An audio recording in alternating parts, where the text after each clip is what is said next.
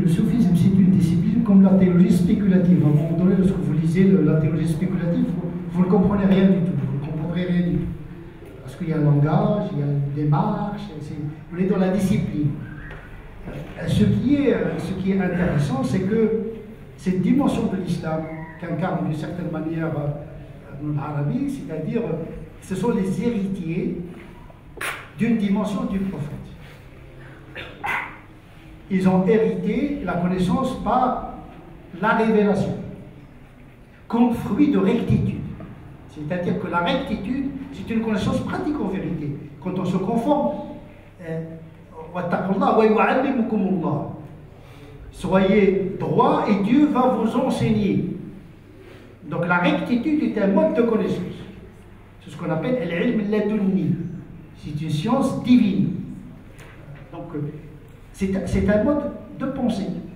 Ça peut produire de la philosophie également, parce que quand on lit le Futuhat al-Makkiyya, il n'y a pas que la mystique. Mais c'est une production d'une connaissance mystique qui touche à tous les modes de connaissance. Lorsqu'il parle de le fiqh, il l'approche d'une manière, mais vraiment déconcertante. Lorsqu'il parle des connaissances de ilm hadith, donc il a une approche qui n'est pas celle du fuqaha, qui n'est pas celle c'est un mode de pensée. Donc c'est possible d'atteindre ce qu'on appelle la perception gnostique. Voilà, c'est la perception gnostique par l'intérieur, par le cœur. C'est possible. Donc le muhaddith, il a hérité du prophète l'authenticité dans la transmission de l'information. L'exégète, il a hérité du prophète, il leur enseigne le livre. Mais le soufi, il a hérité le wilaya, la sainteté. Il a ressuscité cette dimension de sainteté. Ça ne demande pas une connaissance incroyable. Les compagnons étaient tous presque des saints. Mais ils ne connaissaient pas tous le Coran entièrement, etc. C'est-à-dire l'accès à la félicité ne demande pas un niveau d'intelligence supérieur. Abou Métienne, le cheikh de l'Arabie, beaucoup de maîtres spirituels qui ont marqué le soufisme avaient pour maîtres spirituels des gens qui n'avaient pas une culture théologique ni canonique d'envergure.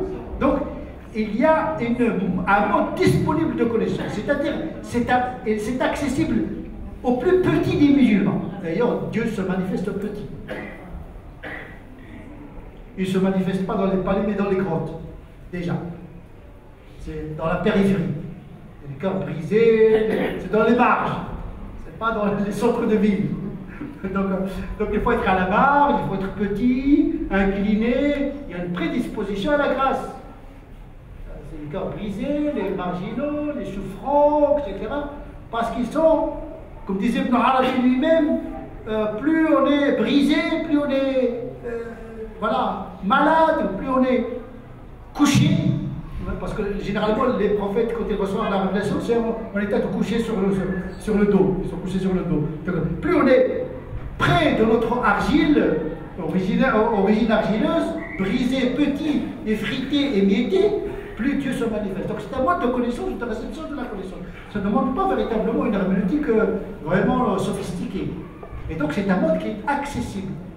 Accessible, sincère, même si intellectuellement on peut se tromper dans l'interprétation du Coran, mais un ikhlas d'aman, la sincérité dans la démarche, il peut combler les erreurs intellectuelles.